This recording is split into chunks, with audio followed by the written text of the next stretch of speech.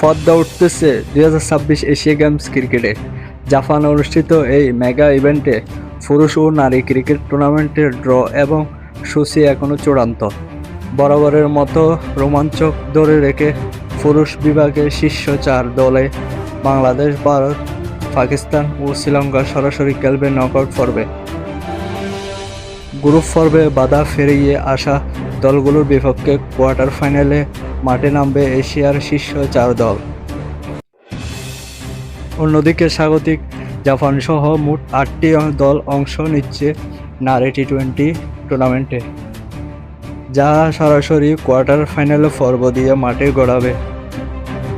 পুরুষ টুর্নামেন্টের 6টি দলকে প্রথমে পর্বে লড়াইয়ের জন্য 2 গ্রুপে ভাগ করা হয়েছে।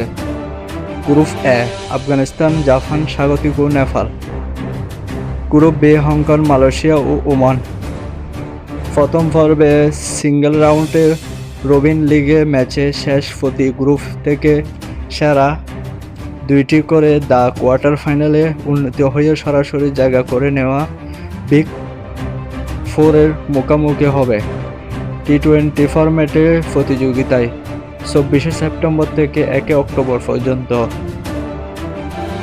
নারী প্রতিযোগিতা কোয়ার্টার ফাইনাল দিয়ে শুরু।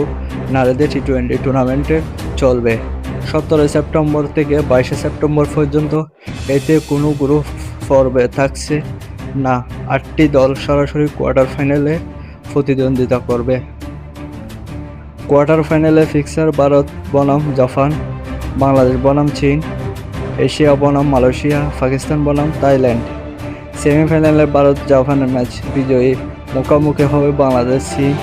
ম্যাচের বিজয়ীর সঙ্গে ফল শেষে 4-এ ভারত ও বাংলাদেশে হাই ভোল্টেজ ফেরত সম্ভাবনা থাকছে।